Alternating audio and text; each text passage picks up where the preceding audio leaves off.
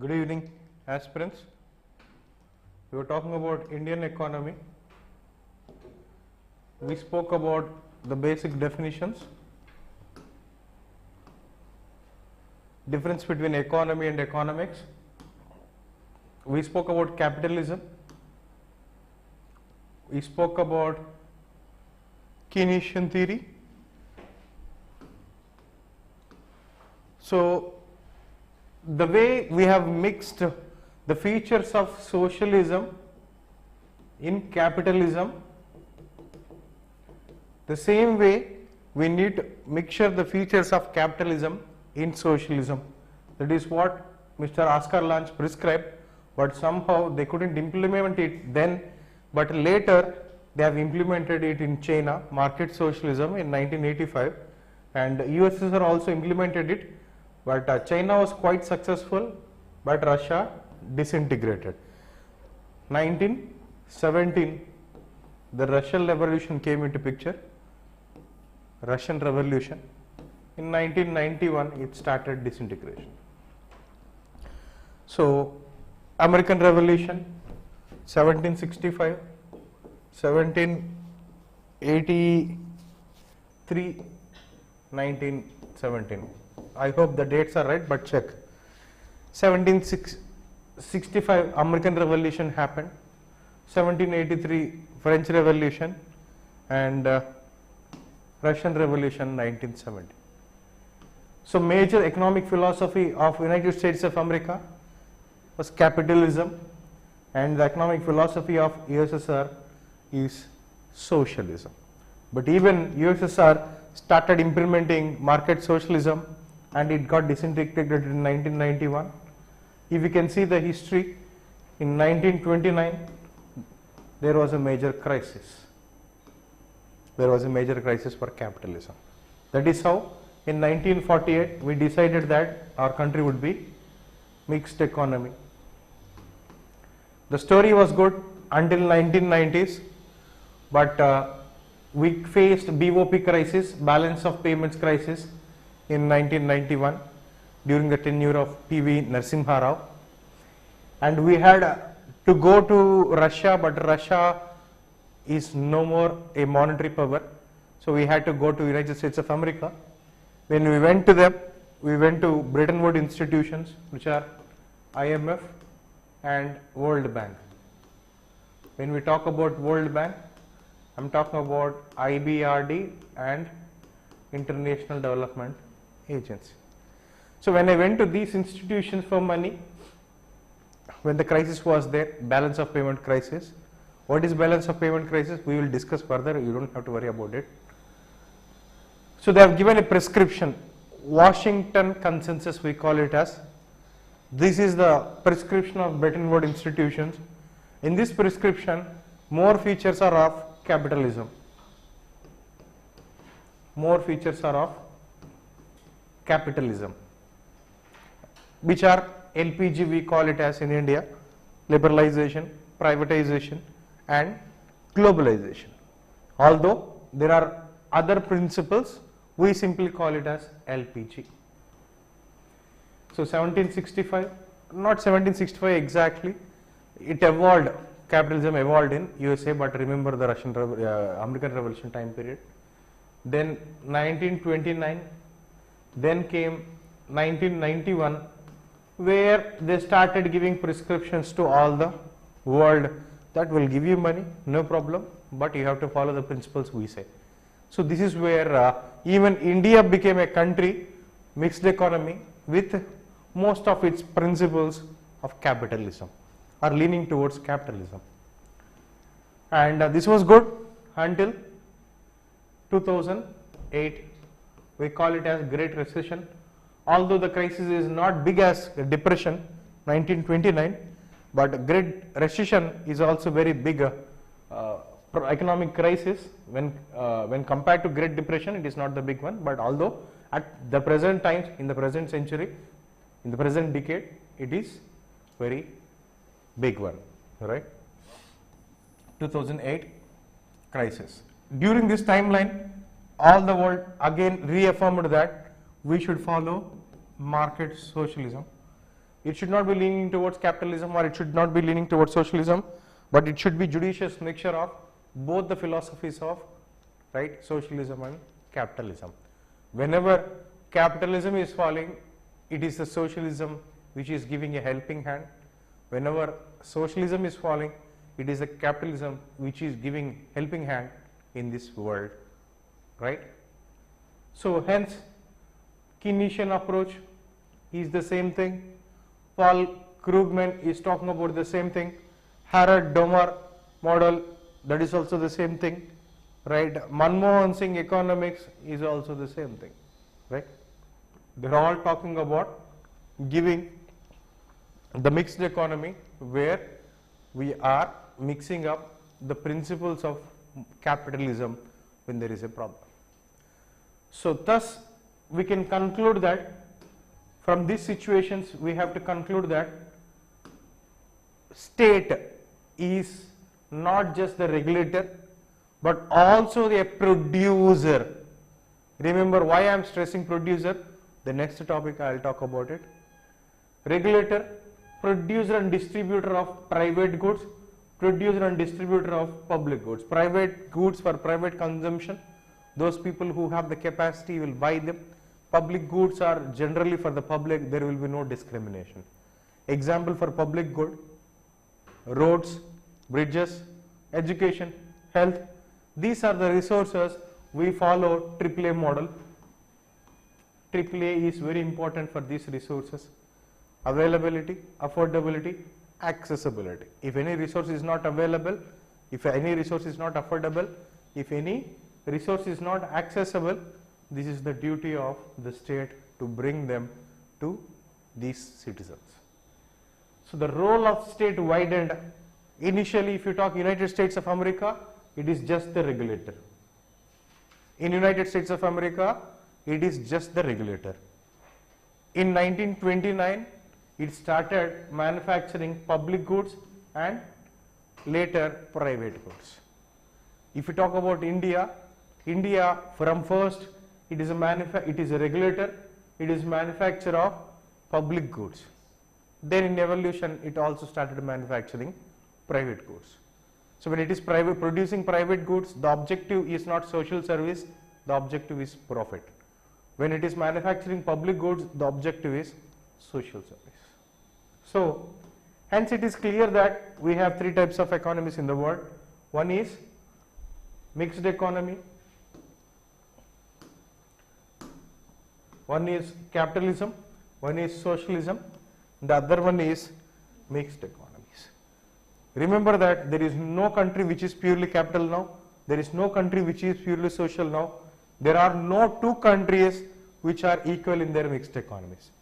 America is also mixed economy, India is also mixed economy. So, but both are different, both are different, not the same.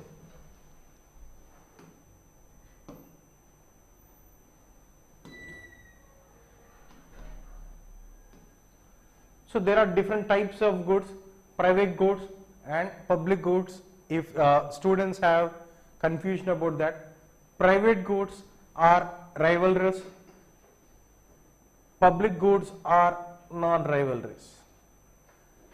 So rivalrous means provide satisfaction to only one person, non-rivalrous matlab it provides satisfaction to all. The difference between the philosophy of private goods and public goods. You should understand state is also manufacturer now. State is also a capitalist. I am clearly establishing it here in mixed economy. Person can exclude someone from sitting in the car. When it is my car, it is my discretion. It is no one's discretion. It is the discretion of the individual. It is the discretion of that organization or institution to exclude any public morality in private spaces. Non-excludable persons cannot be excluded. Like if you have Article 14, Article 15, Article 15 clearly says that you cannot exclude people from using roads, bridges, public guards. You can say that these are untouchable people, these cannot access these roads. Remember, this is just 75 years, right? 1950, if you remember, you don't have these rights, and 2023 you are sitting in, let us consider 73 years. Just 73 years before, the story was different. Just 73 years before, the economy is different. So that is the reason why we need to understand the history also clearly. Whatever we have read now is economic history. Capitalism, socialism, mixed economy, all this is economic history. Generally provided by the private sector, it is the duty of the private sector, it is the duty of capitalists to provide this. But somehow government also entering into that. Why? To create the competition. Competition is the future of market. Price, competition, all these are the features of market. When there is competition, when there is tough competition, there will be quality in service or goods. So what happens here? The government will come and start manufacturing private goods to create competition, although the objective there is to make profit. Education, let us consider. Education is the sector where there are private players and government is also a player to create a competition. Quantitative levels at present. After NEP, National Education Policy, they will also think about quality. Similarly, generally provided by the government. Public goods, it is the duty of the government to give them. So remember the role of the state. Regulator, it regulates the supply of money. Can you see this? It will regulate the supply of any goods. Let us consider, yesterday only we were discussing about automobiles. I am just taking an example. In India, one of the strong sector is automobiles. Automobile sector is very strong in India. We have Hero, we have TVS, we have Maruti, we have Hyundai, we have Kia, all these players. If you know this, we are not allowing Elon Musk to send his cars to India. If you import any car to India, it's almost 205 to 210%. It depends upon the old one or new one. That is the tax you need to pay. If the car is costing you 10 lakhs, you need to pay 21 lakhs tax, which means we are discouraging import of any automobiles. Or you can say the duties are very high in automobile sector. Why we are discouraging them? There is no option which was given to Elon Musk. You just have to come here, manufacture here, you need to have an establishment here, manufacture here and supply here. Why?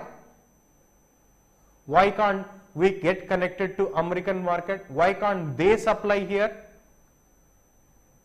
The reason is that when they come here, when they establish an institution, engineering skills will be developed. It is not only the demand side, it will also be the supply side. We wanted the whole market here. Supply chain, if you understand, from supply to consumption, this is called supply chain. This has to be here in India.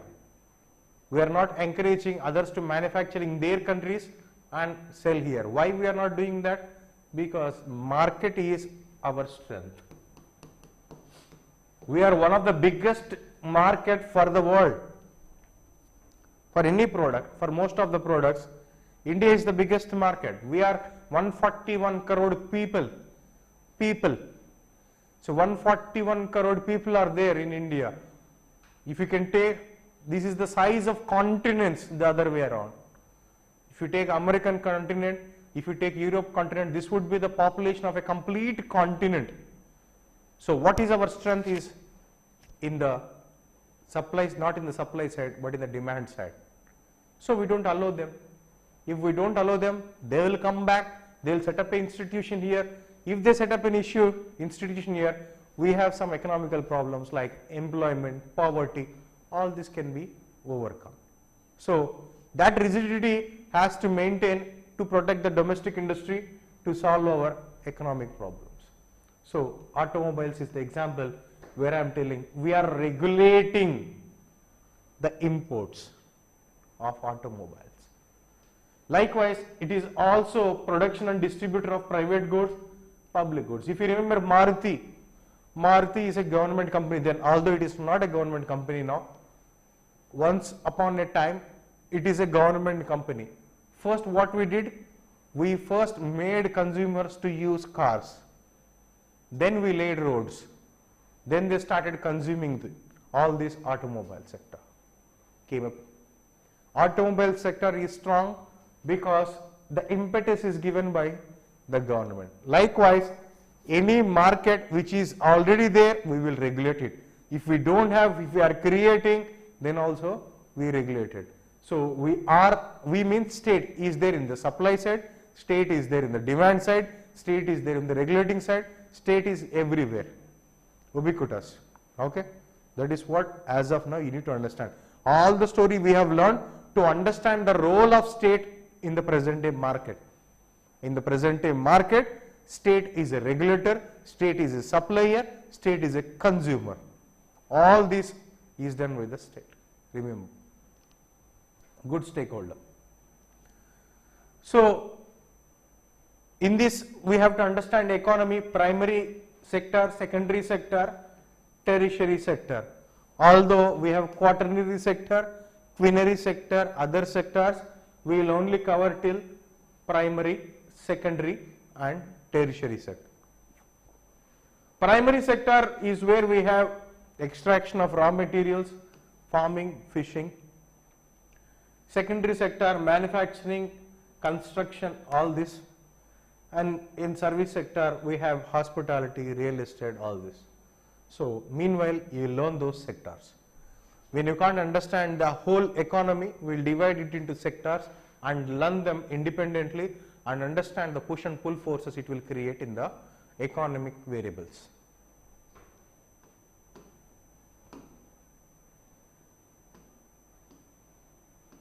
There is organized sector, there is unorganized sector. There are two sectors which we need to keep in mind. Organized sector is where the salaries are good and payments are good and all these payments are transparent. I can see, I mean state can see what is happening in this sector. Unorganized sector is where government has loose control, less control. Thus the jobs here are not regular and low paid. When the jobs are well paid, when they are regular, government knows that. When the jobs are not regular, when the jobs are lowly paid, government is not knowing that. So for an employee, what is good? Organized sector, unorganized sector, organized sector. So there are employers, employees and government. So government know who is the employer, who is the employee, what they are doing, that is called organized sector. If they don't know what they are doing, that is called unorganized sector. But for the employee, it is better that employer is known to government because he will get the regular pay. But for the employer, it is better it is unorganized sector because he don't have to tell anything to the government, keep the numbers secret and make more profit. So some institutions will try to stay unorganized, some workforce always wanted institutions to be organized. So there will be labor law, there will be labor codes which will control organized sector, there will be no labor law. So mostly we require social security schemes to cover them. Provident fund, insurance, pensions, all these are required normally for unorganized sector. If it is organized sector, we will plan them. From the initial times, we will force them to pay PF. They will keep a PF and they will have that social security net. But they will not come into the social security net because we don't know how much they are reaping benefit, how much salary they are getting, we don't have control over it. They get the several benefits like paid leave, payment during holidays, PF, gratuity, all these benefits will be there, but there is no such. Yesterday we were talking to a maid and she is telling that there will be no leaves even on Sunday. If you take a leave on Sunday, it is a paid leave, which means you will get 1 day less salary. I'm sorry.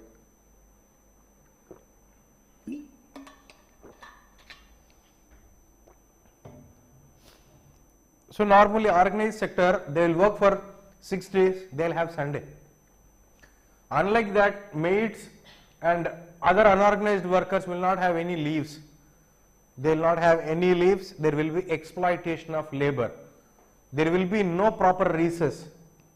We call it as work breaks. They have security of their jobs, employments are not secure. The moment the owner don't want you as an employee, jobs are gone in unorganized sector. But in our organized sector, it is not the same way around. They have to give a notice period. They have many formalities to fulfill. Then they will be notifying you at least 1 or 2 months before, based on the sector, based on the law. So unlike this, you will lose employment, you will lose the wage from the same day where you will lose the bread. And if you are breadwinner for the family, it will be difficult. The sector is called unorganized because the people have to follow some procedures, even if they are working on their own. They have to register under the government and follow that instructions. This sector is called unorganized because here this is not secure. The worker may be asked to leave due to less work. All this depends on what employer wants. So employer cannot be whimsical, employer can be whimsical. That is what you need to understand between organized and unorganized sector. The duty of the government is always to bring unorganized sector into organized sector, to make unorganized sector organized sector. I hope you understood. So then you know international economy, domestic economy. The economy which is happening in the boundaries of the country, domestic economy, macro and micro. Our syllabus, we have macro economy, we don't have micro economy. But all the 1-2 questions from current affairs or NCERT level will come back. Private sector and public sector. So when the resources are controlled by the government, when the resources are controlled by the private people, private institutions, that is called private. Private firm it can be, private partnership company it can be, private limited company it can be.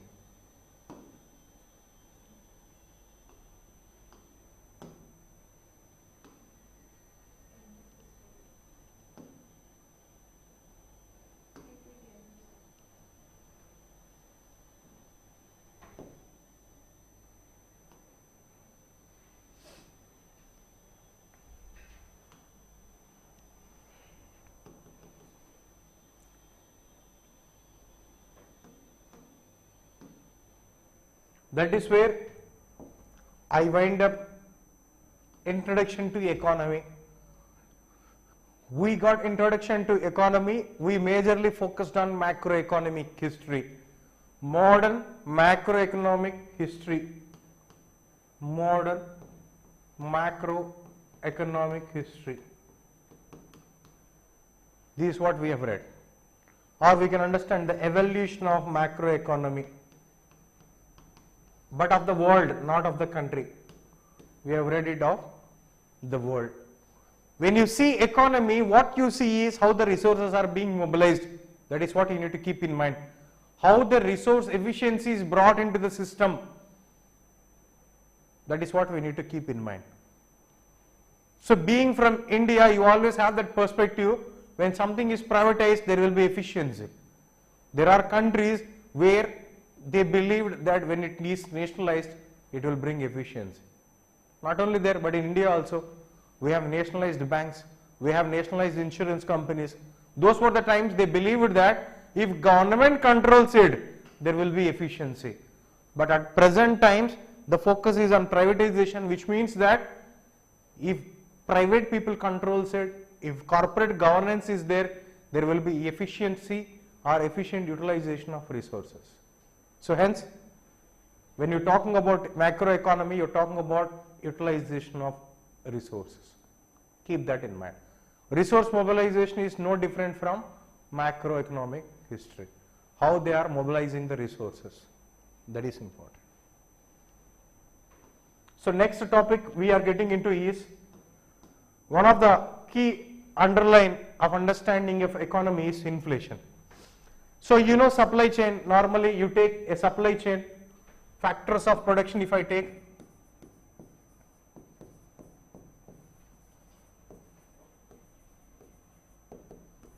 factors of production are land, labor, capital,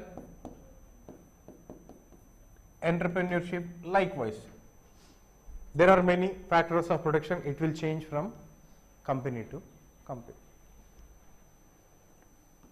From there it will go to wholesaler, from wholesaler it will go to retailer, from retailer to consumer, customer, consumer.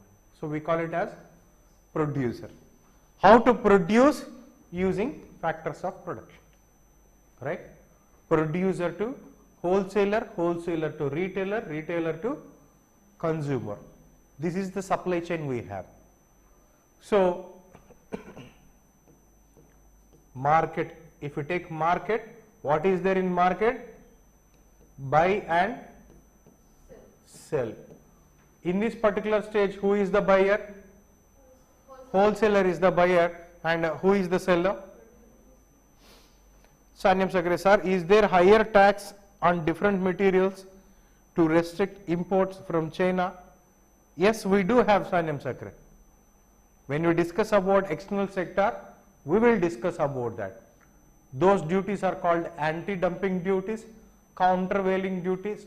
How we are controlling that we will try to see in the external sector, right? So normally it is not possible that we will understand the taxation of every good. If you take the list of goods, there are more than 1800 goods we do transact.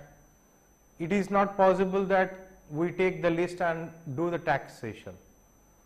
Whichever change came in the present year, those only we will focus on, normally in subject also. So that is the reason why we will discuss it in the external sector chapter. So the same way, buyer is here, retailer, seller, buyer, seller. When there is a buyer, when there is a seller, that is called market. Market works with which principle? Price. Market, one of the important variable is price. How will the price changes? Depending on demand and supply. Demand and supply are two important forces. We call them as forces. These are the two important forces in market. There is a price. Let us consider there are two forces. One is demand, the other one is supply. Depending upon this, the price may go up or the price may go down. Based on these two forces, the price may go up or go down. Based on the supply chain, based on the supply side, it will go up. Based on the supply side, it can go down. Based on the demand side, it can go up. Based on the demand side, it can go down. Remember, what are the forces we have? Demand and supply are the forces we have. The focus should be in any market is on price. This is what the buyer asks for. Let us consider you are a person, you are a consumer, you went to vegetable market, you want to buy tomatoes. What is the first thing you will ask for? What is the price of tomatoes per kg? Right? If he is telling you 10 rupees, why is it so costly? Can't you give it for 8 rupees? The negotiation is on the price. When the price negotiation is settled between you and that particular person, anyway, then the transaction will happen. What will happen? Transaction. This is called economic activity. This is called economic activity. So now all the focus is here is that how the price is changing. how the price is changing, whether it is increasing or decreasing. What are the different forces on this particular price? Demand and supply is the basic forces, right? There are more forces, exponential number of factors are there which will put pressure on price mechanism. What are those forces? So that is the reason why from here we will read chapters in two ways. Once we will understand the theory, we will open up budget, economic survey or important articles and analyze how this is happening in real time. So it is important to correlate with the present times.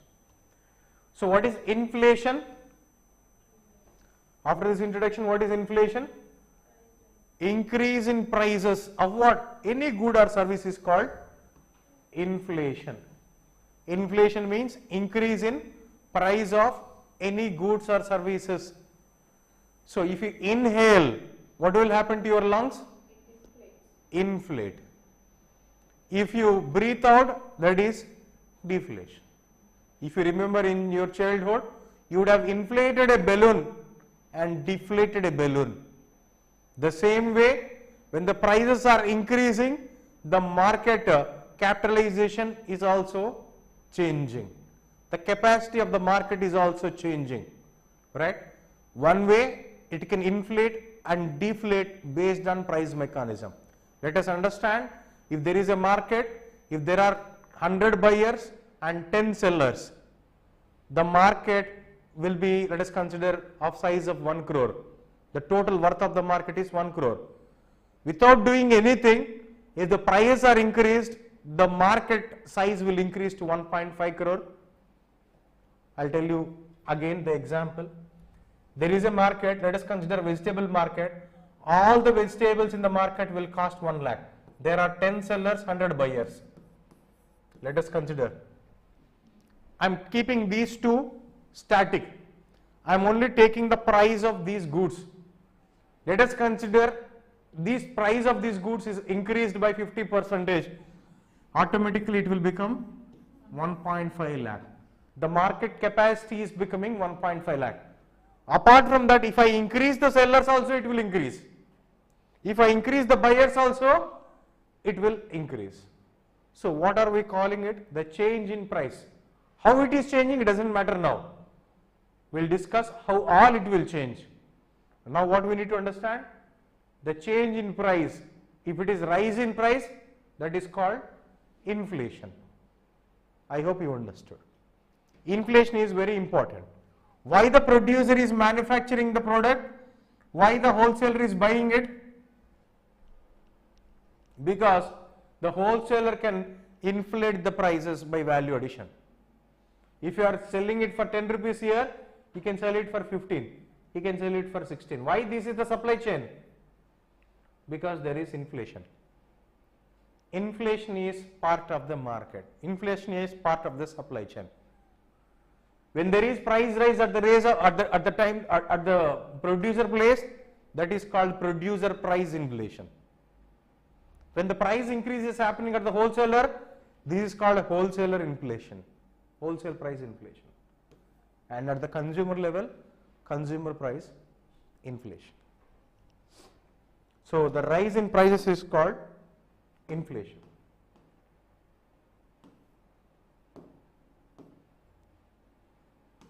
So this is the topic I am talking about, inflation.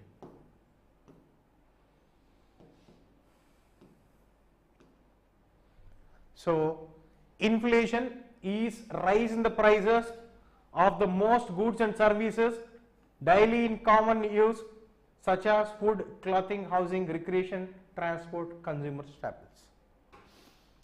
So I will remove all the stages. I will only keep producer and consumer. Let us take a material. We are buying a pen, let us say it is 100 rupees. The producer is selling a pen which is of 100 rupees. It became 105 rupees. Who will benefit from that? Producer. Who will have pain over it? Consumer. Understood? The cost of the pen is becoming 95 rupees. Who will have benefit over it? Consumer. Who will lose his chunk of profit? Producer. Remember, inflation is good for producers. Always the producer wanted to sell his products at the highest rate. Whereas for the consumer, they always wanted the lowest price. I try to think this way.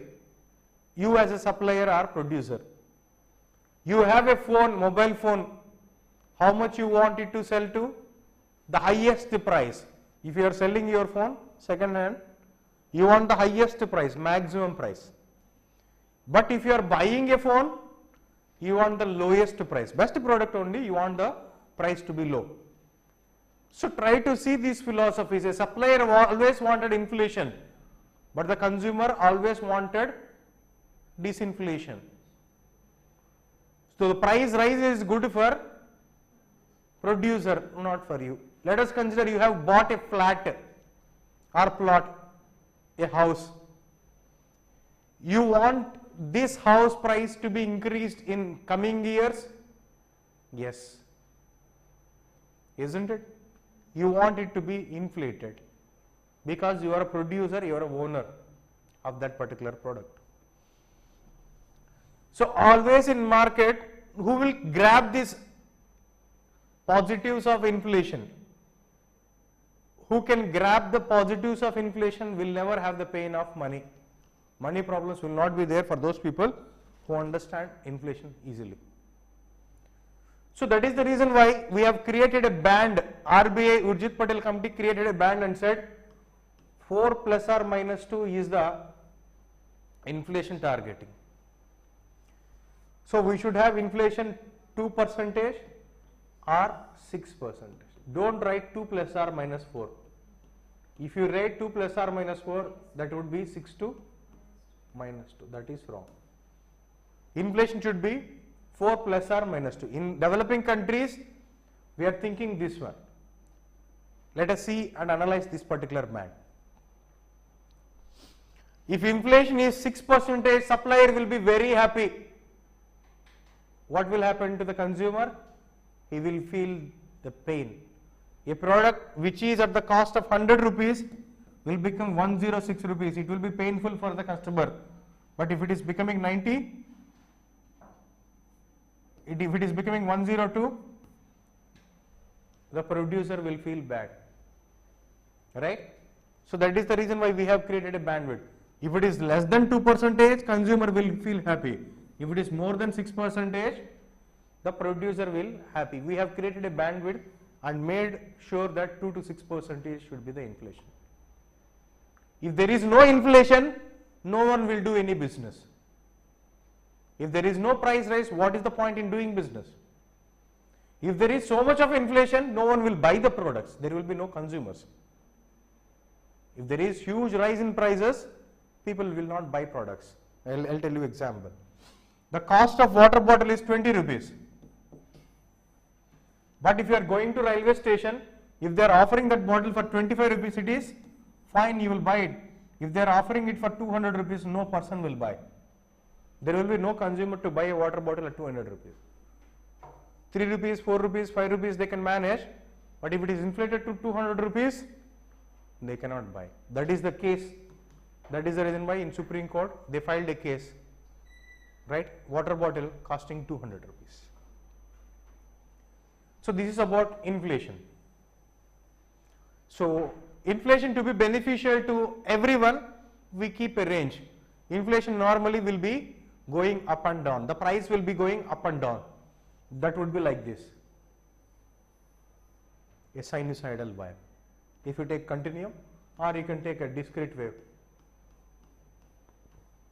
Likewise. Inflation measures average price change in the basket of commodities or services over time. So we take inflation sector wise, we can take inflation basket wise. So how do we understand? That is based on average price rise. We can't list out all the commodities available in the country and tap the rise in the price. Unlike that, based on the consumption pattern of the present consumers, will create a basket. For example, if it is a food basket, in North India, in South India, in North India they will take wheat, in South India they will take rice flour.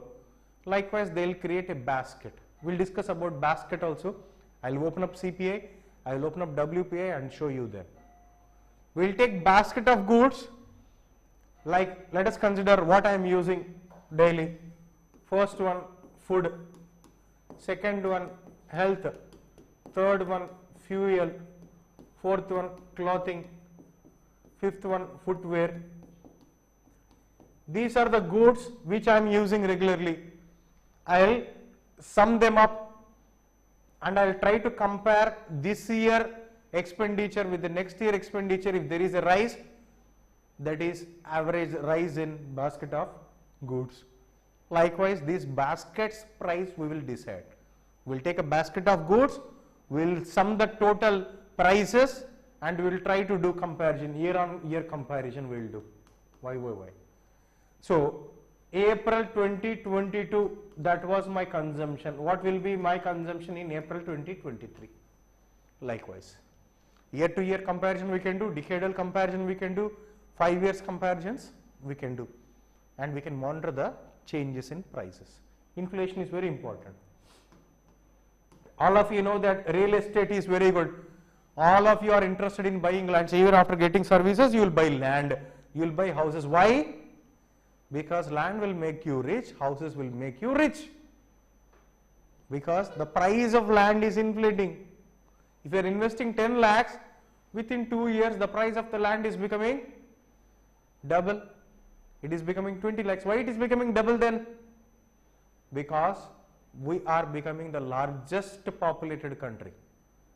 Land is a very scarce resource. My grandfather used to have 500, 600 acres. I have 6 acres. Disintegration will happen, no? Because of the disintegration, the size of land holding will go down, because of which there will be more demand. When there is more demand, less supply, there is no more land available. Less supply and more demand, inflation of prices. Obviously, you have Bangalore, you have Chennai, you have Mumbai. You have the boundary, clear-cut boundary, and this city is developing very fast, and when the prices will go up because of increase in population of these particular cities. The land is same, the land size will not increase, but people are increasing, so demand and supply curve again. So likewise, we can simply understand it reduces purchasing power of money. One side, inflation is very good for people, but it will reduce the purchasing power of money. For example, 100 rupees is 1 kg tomato, it became 105 rupees. Before, with 100 rupees I used to get 1 kg. If I give 100 rupees note, I will get 1 kg. Now if I give 100 rupees, I will not get it. I still have to give another 5 rupees. So the value, the purchasing power of money is decreasing when there is inflation. Similarly, opposite, when there is deflation, there will be increase in purchasing power of money. So United States of America, purchasing power of money will be increasing. Sir, reference year to measure WPI and CPI, Sanyam Sakre, we will discuss that. We are yet to discuss what is WPI, what is CPI.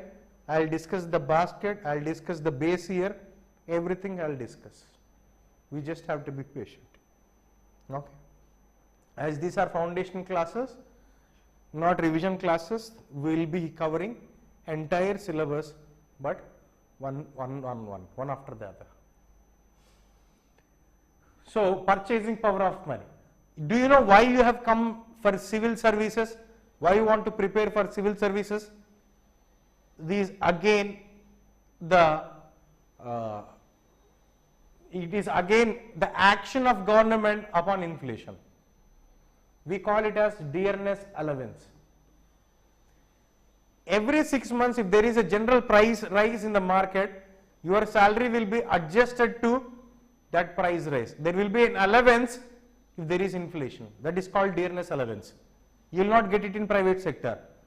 Let us say your salary is 1 lakh rupees. How many kgs of tomatoes you can buy?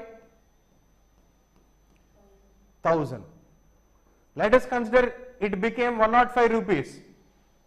Now the total value will become 1,05,000. You will not get 1000 kgs now. You will not get 1000 kgs now. But government will give you 5,000 rupees allowance. If you are in government sector, that increased price will be given by the government and they call it as dearness allowance. When the goods and services are becoming dearer, when the products are becoming dearer, costlier, cheaper, opposite is dearer. When these are becoming dearer, they are giving you dearness allowance. But in private sector, you will not get that allowance.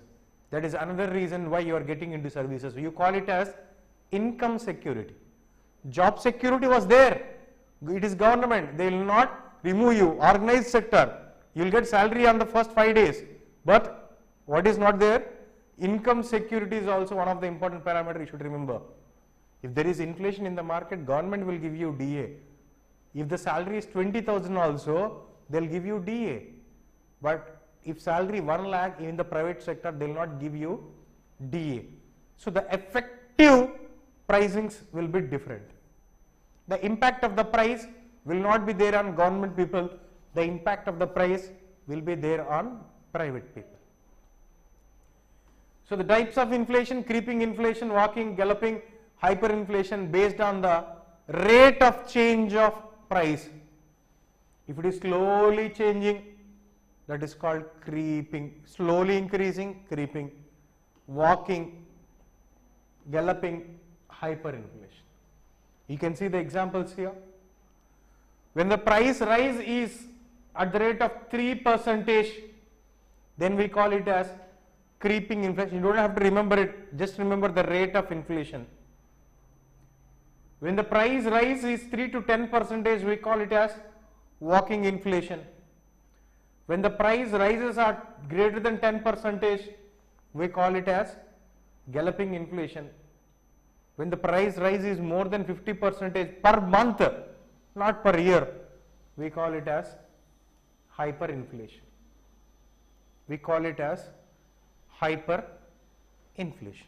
So there are many other types of inflations. We'll discuss on that, then we'll come back again. So here we can discuss all these inflations first, then we can go further on technical aspects. Types of inflation: comprehensive inflation, sporadic inflation. In economy, we saw 3 sectors: agriculture sector, industrial sector, service sector. If all the 3 sectors are facing same rate of inflation, comprehensive inflation, comprehensive coverage. But only particular sector is growing like this, other 2 sectors are like this, sporadic inflation. One particular sector, consider service sector, is not in control. Only one sector, if there is inflation, sporadic. If it is everywhere, that is comprehensive. This is based on coverage. Based on coverage or scope, we have made a categorization, and that is where we understand that.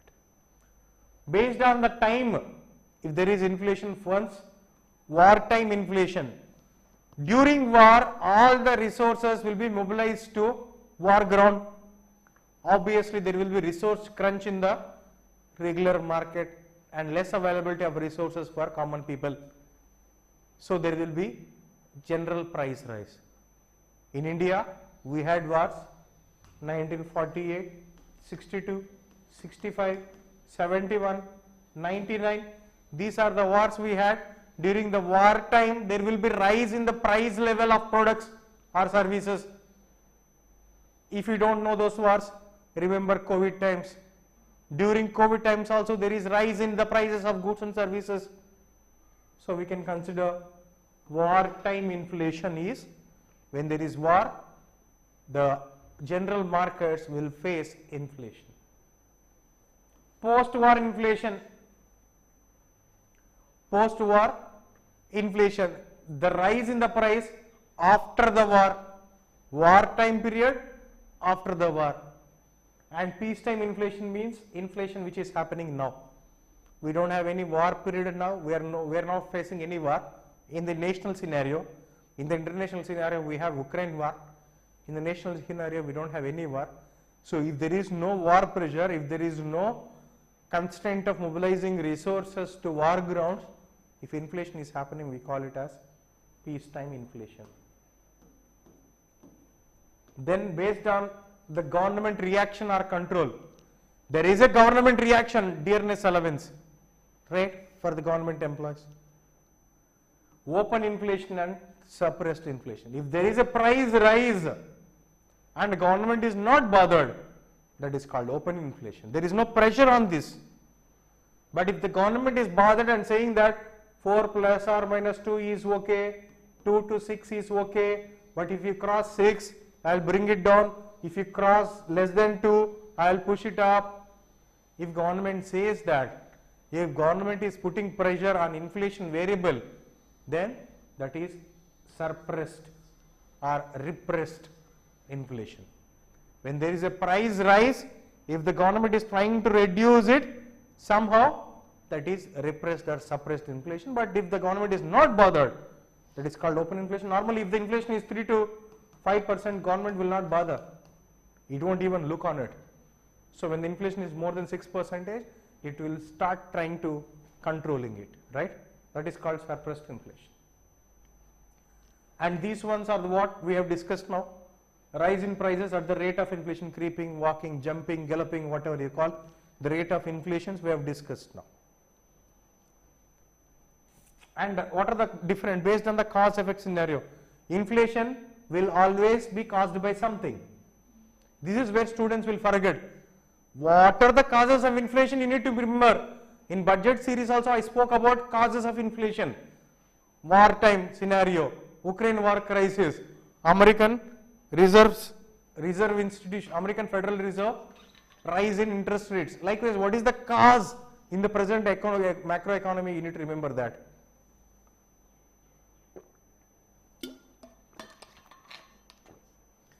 Once I complete the theoretical aspects, I will also take you to the practical aspects, especially opening up economic survey or budget. Different causes of inflation. There are n number of causes. We cannot bring an exhaustive list, but understand there is a cause for inflation and there will be effect of inflation. Able to understand? There will be effect of inflation also. Inflation is the action. Let us consider inflation is the, what is the cause which is in and what is the effect. Normally student able to see this, students will not be able to see this and see this. What attributed, what can be attributed, how this inflation can be attributed, what this inflation can be attributed to, and what is the impact of this inflation. These two terms you need to keep in mind. Attribution and impact. Not only this particular variable, all the variables, all the macroeconomic parameters. The parameter is inflation. The present parameter is inflation or simply the prices. The change in prices, not only inflation, consider anything. The change in prices is because of what? And the change in prices led it to what? Try to expand your intellectual capacity here. There is a variable. What is the cause? What is the effect? What is the attribution? What is the effect? What it is leading to? What is the impact? So that particular part, if you can understand, you will understand economy easily. First one is deficit inflation. First one is deficit inflation. When there is deficit, when there is deficits there will be a rise in the price.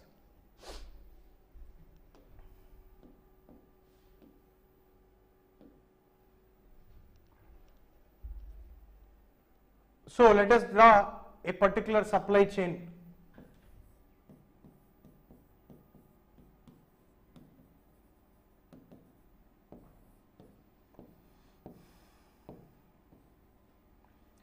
So as we see, we are only taking the private example, but state is also a supplier. Supply chain, this is producer and consumer. If producer is facing a deficit, what will he try to do? If a producer is facing a deficit, let us consider if he is facing a loss, what he will try to do? Increase the price. If there is a deficit, if we increase the price, we can fix the coffers of deficit. Understood? Deficits can be filled up with the profits by inflation. Right?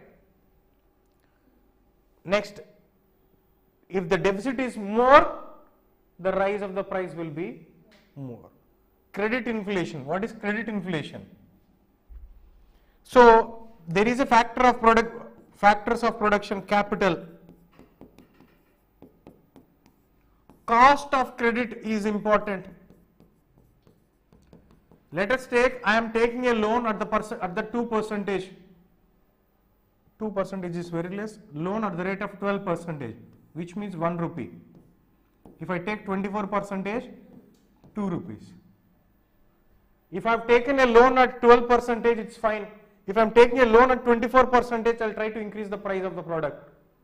That is because of increase in the cost of credit.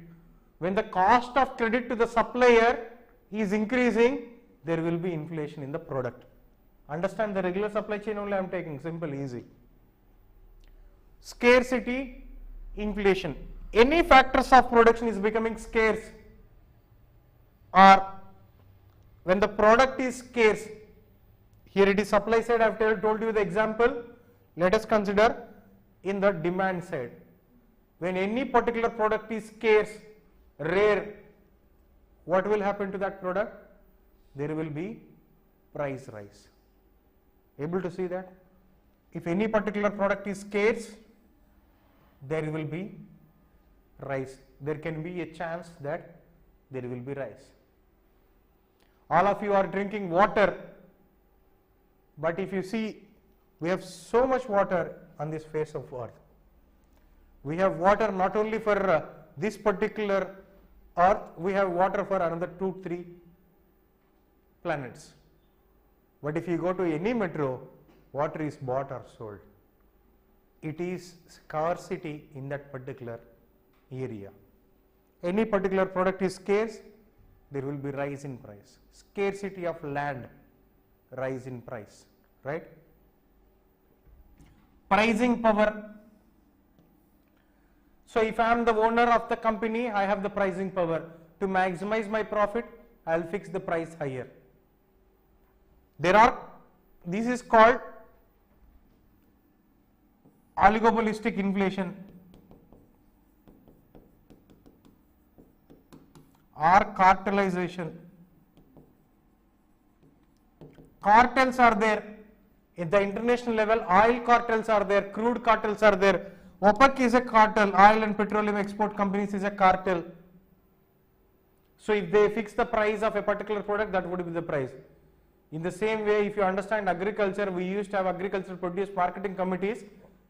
The price can be fixed by agricultural produce marketing committee. When they have the liberty to fix the price of a product, obviously they can do whatever the price. They can raise the price when you have the power to fix the price. Clear? Tax inflation on any product. Let us say the product is 100 rupees, GST is 2 rupees, if it is becoming 20 rupees, there will be the rise in price. If the tax is increased, the price of the product is also increasing. Clear? Wage inflation. If the salaries which I am giving to factors of production here, labor is increasing, obviously I have to increase the product price, wage inflation, right? Built-in inflation. Built-in inflation is inflation which have built in the whole supply chain, any part of the supply chain, right? Built-in inflation during the time or in space. So from producer to consumer, there is a built-in inflation at the wholesaler, at the retailer, at the consumer, right? Development inflation. So when you want to expand the enterprise, open new companies, new branches, new employees, you want to develop the company, you will raise the product price, development inflation. Or you want to increase the quality of the product, you will raise the price, development inflation. Fiscal inflation, like taxes. If for example fiscal policy, which is government policy, fiscal policy, if the inflation is because of the fiscal policy, that is called fiscal inflation. Let it be tax, let it be expenditure. If the government is increasing expenditure in any particular sector, increase in any price, or reducing the expenditure, increase in price.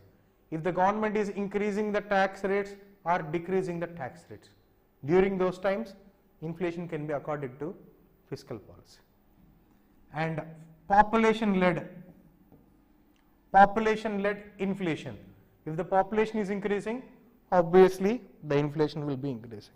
If you have 1 acre land now, that will obviously will become 2000 crores after 4 or 5 generations, because after 4 or 5 generations the rate of compounding of this births, the rise in population will obviously lead to the scarcity of land, and there will be increase in the price of that particular commodity.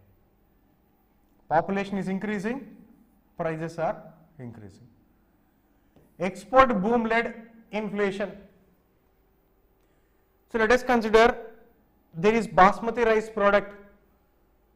If I am selling this basmati rice product in India, I am getting 100 rupees. But there is huge demand for this in Dubai, Saudi Arabia, where people are eating biryani. Let us consider.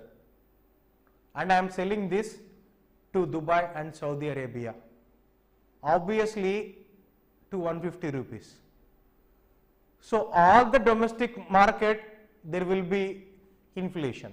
If I have to sell basmati rice in the domestic market, I will sell it to 150 rupees, nothing less, because the export price I am getting is 150 rupees. If you give 150 rupees, I will give it to you only. The rise in price level because of exports.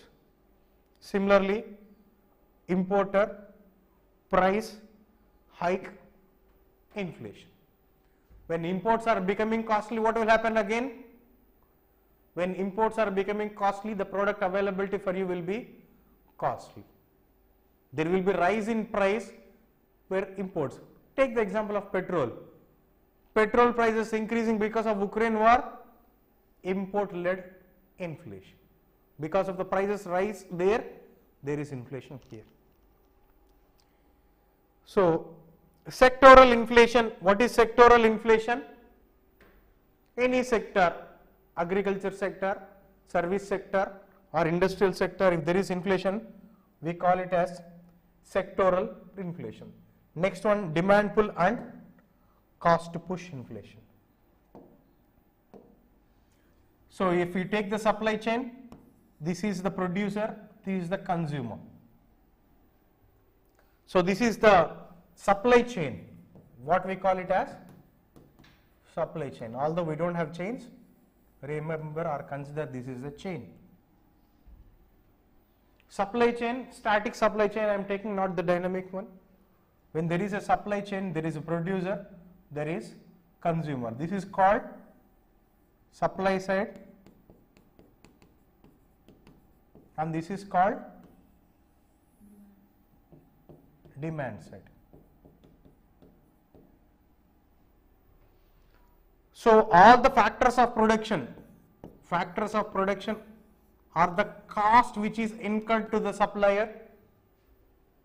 All the factors of production is the cost incurred to the supplier.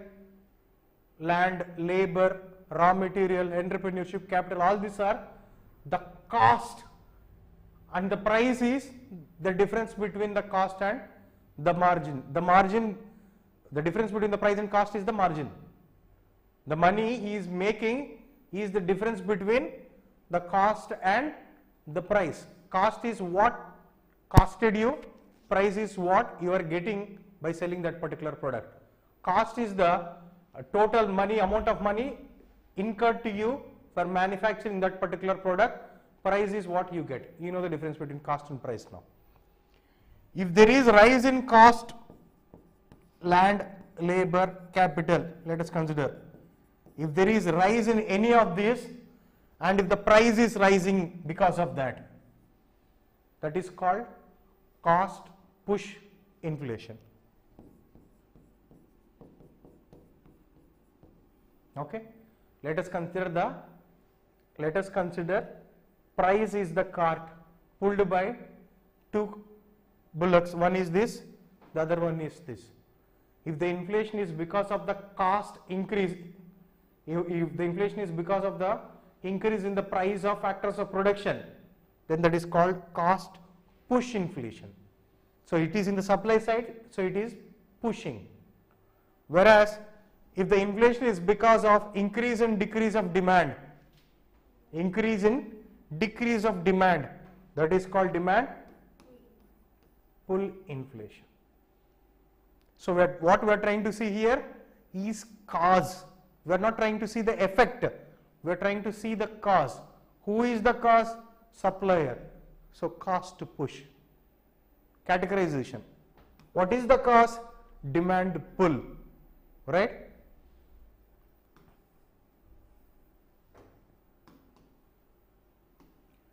So that is what we understand about demand pull and cost to push. One is supply side, the other one is the market side, right? The other categorization is anticipated, unanticipated. Sometimes you buy products, you buy a piece of land, you consider that there will be price rise. That is the reason why you are buying it. You anticipated a price rise in the land, so you bought that particular piece of land. So anticipated inflation.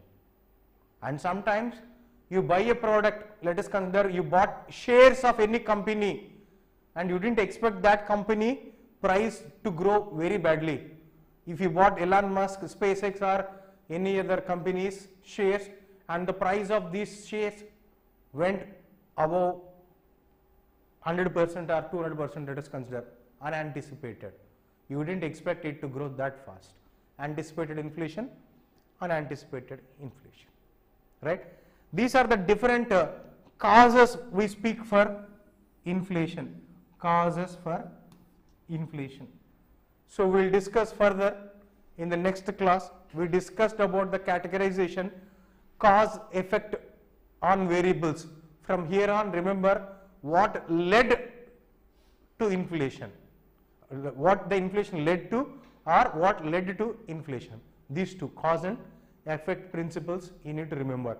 To broaden the horizons in your mind about economic variables, you need to think these two.